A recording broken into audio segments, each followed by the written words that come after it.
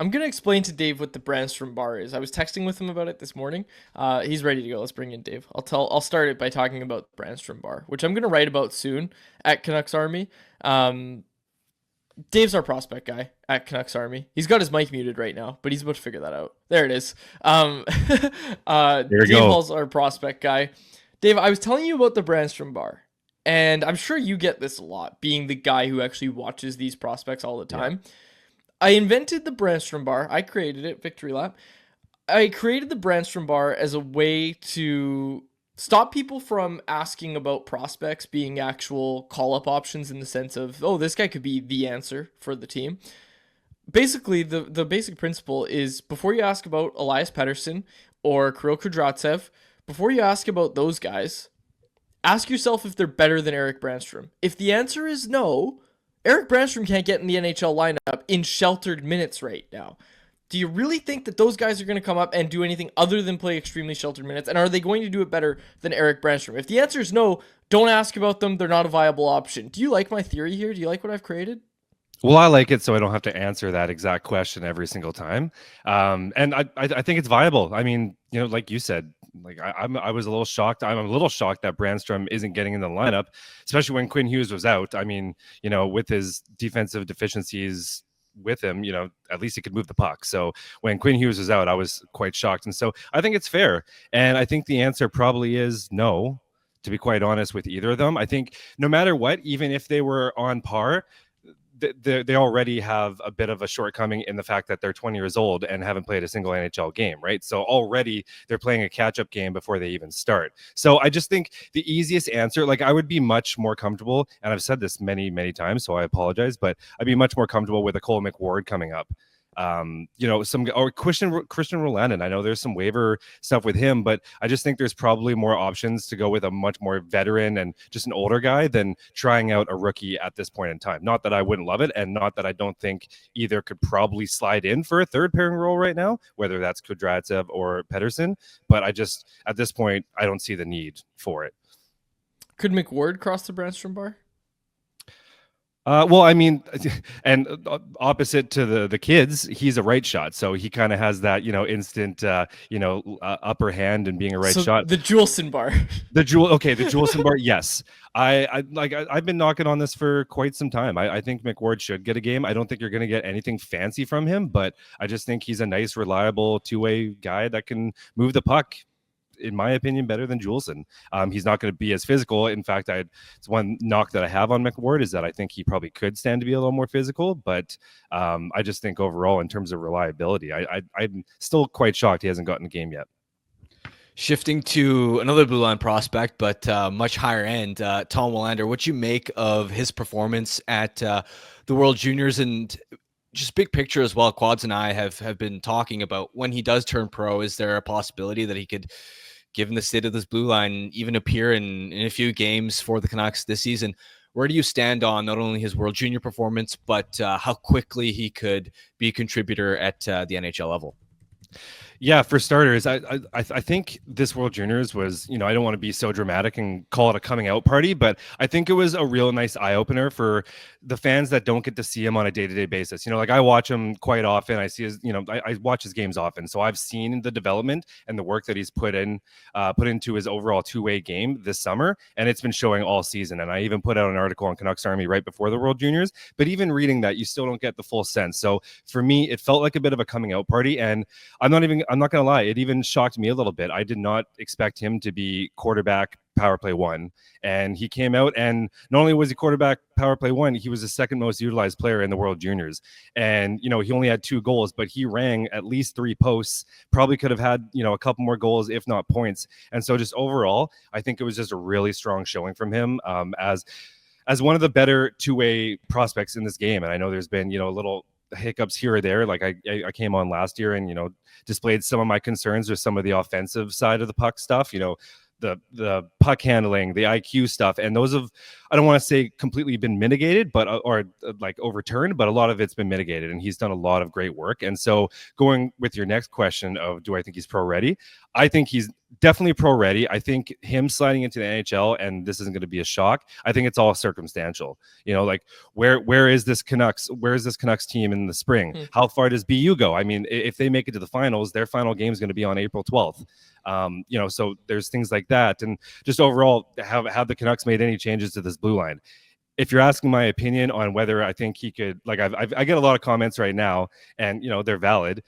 Should he just decommit right now and come over to Vancouver? And to be honest, I think he probably could. If he wasn't, if the kid didn't want to, like, he obviously, he likes school. He wants to, commit to BU. But if he wanted to, I bet you he probably could come in and be a viable option for their right side. But again, I think it's all going to be circumstantial. And does the club want to rush him? And like, let's put it this way: I don't think you should expect him to come in and play next to Quinn Hughes on that top line. Maybe even not the second line. Like, I don't see them really fast tracking his development. But I think if it's a simple yes or no, could he play NHL games? I think the answer is yes. Okay. On this, Harmon and I have this conversation, and we admit that a big part of this is, okay, well, can he kill penalties? Because that's going to be the value that a guy like Noah Juleson brings. We know he kills penalties. Is he an NHL-ready penalty killer, Dave? I think so.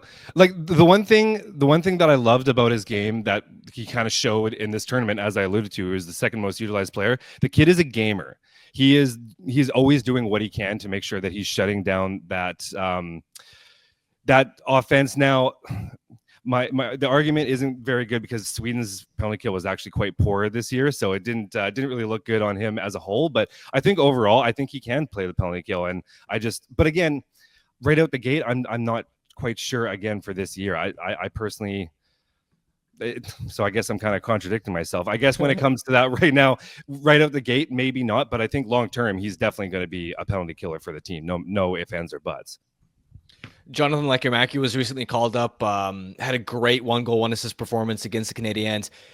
If you look at the Canucks' second half of the season and you were asked over or under 50% of the Canucks' remaining games, will Lekkerimäki be in the lineup for them? Would you take the over? Would you take the under? Oof. I think I'm ready to take the over. I wasn't even a few weeks ago, and it's funny because he hasn't really been scoring at a high rate. I mean, he only has 3 points in the last 7 games, I believe. So it's not like he's been dominating, but I just think the way that the Canucks, as long as they're putting him in that top 6 role, like, I love the line that he played for it. Like, putting him with JT and Brock is the exact place that he should be playing. And so as long as that's in the cards, I think he should probably stick. And I think, as we saw, he can stick. Like, he's got that shoot first mentality, which this team needs right now. The team needs just kids that can score. And so I think I'm finally there where I think he's probably ready to take on that full-time role, as long as he's going to be placed in a position to succeed. Dave, some disappointing news for us as content creators. I know you were at Youngstars this year. I'm so glad you got to go to Youngstars, but some disappointing news comes down yesterday.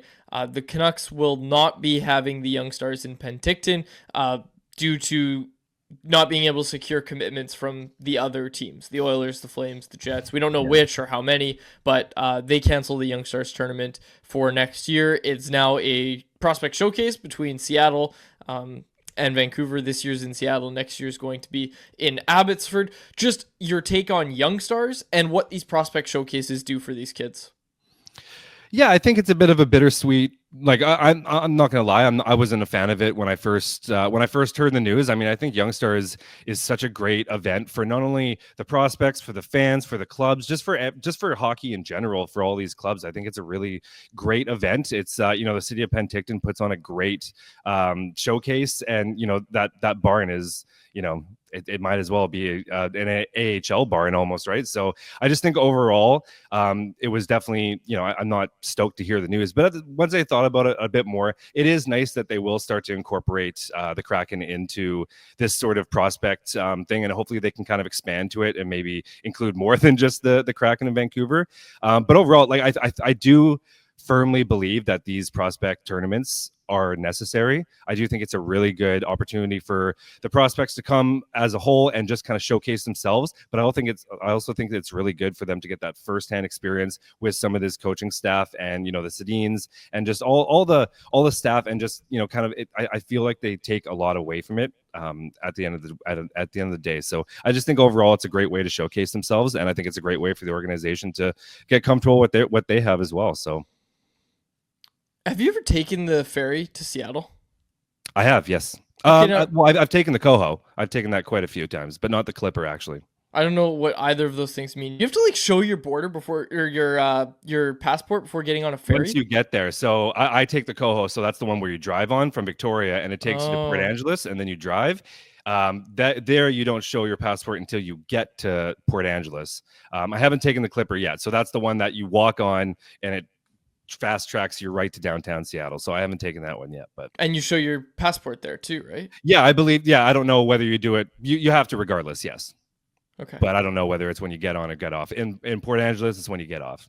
I'm just curious. It sounds like I'm asking because I'm hoping to get over the U.S. border without showing a passport. That's not why I'm asking. Yeah, I don't think that's on the I was cards. just Yeah. curious. I was just curious for this tournament and our purposes. Dave, last thing for me, honestly, is just when you look at this Canucks team, the NHL team right now, is there somebody that you look at and say, okay, even if this player isn't across the Branstrom bar right now, and let's not just limit it to defensemen, are there any prospects slash players in Abbotsford, not of the blue chip variety, that you look at right now and say, you know what, maybe this guy could be someone that helps in a few years? In a few years? Sure. Yeah, I mean, right off the hop, I mean, the two defensemen, Elias Pettersson and Kuro Kudryavtsev, right off the hop, those are definitely guys that I think will almost guaranteed to at least see NHL games. I think they're both on great trajectories right now. Like Pettersson's playing top line minutes and top line penalty kill. Like he's transitioned as seamlessly as you can imagine. And as of today, he's a AHL All-Star. So, and even offensively, he's right there with, there you go. Even offensively, he's right there with his U21 brass in terms of offensive production. So definitely Pettersson. Kudryavtsev has been super impressive. He's now on the power play working that PP2. His vision. So like he's kind of that more Branstrom type where, you know, if you're looking for a more dynamic, more visionary kind of player, he's that kid. He's been quite impressive. I do think he might need to put on a little bit of weight, but I think he plays a smart enough game that I think he probably could get away with it, even if you were to plug him into a third line role today. But this is me, you know, going down my old road with Ty Mueller, but I think he could eventually, kind of like, you know, how I brought up Sasson in the same kind of breath. I think he can probably, you know, eventually work his way toward that third line, fourth line center role. I just think he's just such a reliable two-way guy and has some sneaky offensive some game in there. So I think he's a name to keep out down the line. Definitely not this year, but I think the formers, the two defensemen, are definitely you know, I think I wouldn't be surprised if I saw them in an NHL game at some point this year. Aatu Ratu came out of training camp flying, was one of the biggest surprises for the Canucks. Had a pretty quiet tenure in the NHL. He's been sent down since 10 points in 15 games. I see, and in a -5, which for a 22-year-old is good, but it's not dominant the way you'd expect from a blue chip prospect. What have you made of his game since he's been down in Abbotsford? Yeah, I've been left kind of wanting more, and it's almost more because I put him in a bit of a higher regard. You know, like I don't want to say a 22 as a veteran, but you know, now he's got NHL games under his belt. He's got tons of pro experience. I just at this point I think it's safe that we can kind of expect a little more from him, and we just haven't seen it. He's been fine, but I mean, the team as a whole have struggled. They're on their first ever 6-game losing streak, and it's just, as a whole, it just hasn't been a great stint for most of the team. But he's the kind of guy that you want to be elevating the team when they are going through that slump. You know, like for like Aramaki, he's a 20-year-old who's just coming in he's just getting his first taste of, you know, these slumps, and so you kind of give him a little bit of wiggle room.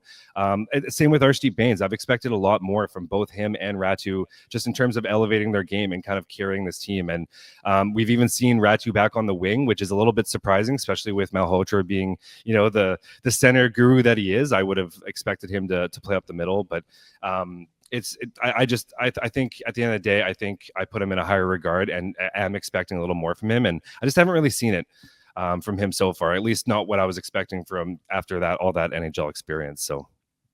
Dave, appreciate you taking the time today. People can go check out Blackfish every Tuesday over at Canucks Army. We appreciate you taking the time today. Thanks for doing this. Yeah, happy New Year to Happy New Year's to you guys, and Happy New Year's, and hope everyone had a good holidays. Same with all the readers and listeners. So thanks a lot for having me, guys. Cheers. Happy New Year, Dave. Appreciate it. There he is. Thanks, Dave Dave. Hall. You can read his work over at canucksarmy.com.